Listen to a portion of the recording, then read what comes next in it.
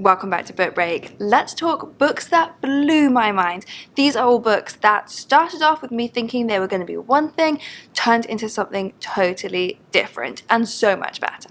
Starting off with this graphic novel, 12% Dread by Emily McGovern.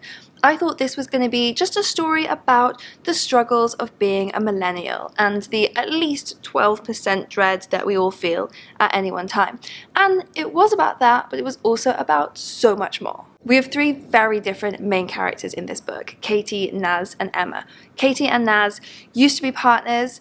They are both struggling to pay rent. They still live together. And in fact, they're still pretending to still be partners for the sake of helping Naz get a visa. To help them get enough money to pay their rent each month, they're actually subletting out their rooms during the day while they're at work so that someone on a night shift can sleep in their rooms. Naz needs to go to the dentist and can't afford it, and so there's a very funny scene actually with Naz going to this queer collective dentist space. Then on the complete other end of the scale from Katie and Naz is their friend Emma, who has an amazing job. She works for this tech giant Arco, and she is doing well, but she is completely burnt out and still never quite managing to get her boss's approval. So three very different characters, but all end up being joined by their involvement in different ways with this company Arco, which turns out to be a pretty terrifying tech company with reach you don't even want to think about, including within the government. The title comes from one of the apps that Arco develops, which tracks you throughout the day, tracks your moods, tracks everything you're doing, including your dread levels. And 12% dread is at one point Katie's personal best. So that already meant that this book took a turn I didn't expect, becoming about this terrifying tech giant. But you will also find in this book artificial intelligence. You will find a very suspicious drug that Arco are developing, and there's a whole weird scene where we learn about that. This book, it is fair to say, blew my mind. Another great book set in the world of tech is The Charmed Life of Alex Moore by Molly Flatt. The weirdness in this book started when Alex Moore's life suddenly started to go right. Seemingly out of the blue, Alex finds herself one of London's fastest rising tech stars, and her friends and family are really struggling to keep up with her transformation. It seems too good to be true. And maybe they're right. After a series of weirder and weirder things start happening, Alex starts suspecting she might be being stalked, or worse somehow, she goes on a break to go get some rest and relaxation on the Orkney Islands. And it's there that she discovers the truth behind the world's oldest secret. And it's a secret that she may have just totally messed up.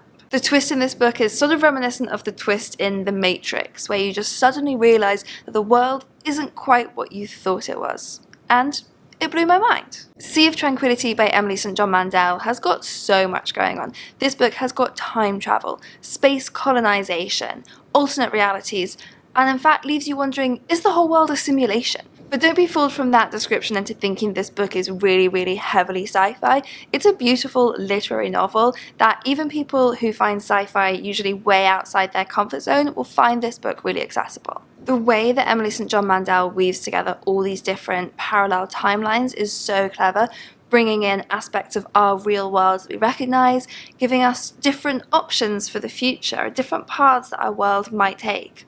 And it blew my mind. Then there's Recursion by Blake Crouch. In this book, people start waking up with memories of whole lives that they never lived. It becomes this terrifying epidemic called false memory syndrome.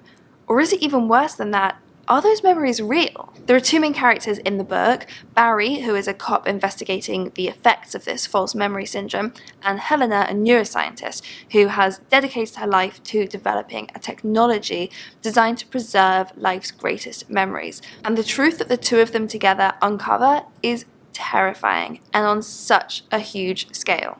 I'm going to say it again. It blew my mind. And my recommendations are just getting weirder and weirder because next I have False Hearts by Laura Lamb. This one is about two conjoined twins who were raised in a cult and denied access to technology. But when their shared heart started to fail, they escaped to San Francisco, were separated, and finally given access to the real world. 10 years after this, we catch up with them now living in this futuristic world, right as one twin is accused of the first murder by a civilian in decades. So this is not our world that we know. The other twin has to go undercover in order to help her, and along the way, this book throws a lot of things at you that you weren't expecting. We have psychoactive drugs that give you access to dreamscapes, in fact, shared dreaming. There is brain hacking in this book. It will blow your mind. For my next recommendation, we're going to step back to a book that doesn't initially let on quite how weird it's going to get, and that is The Other Black Girl by Zakiya Dalila Harris. Initially, I thought this book was going to be about racism within the publishing industry, which it is. Our main character, Nella, is fed up of being the only black employee at the publishing house where she works, so she is thrilled when they hire another black girl, Hazel. But instantly, these two women start being pitted against each other in very strange ways. And then the book takes a turn.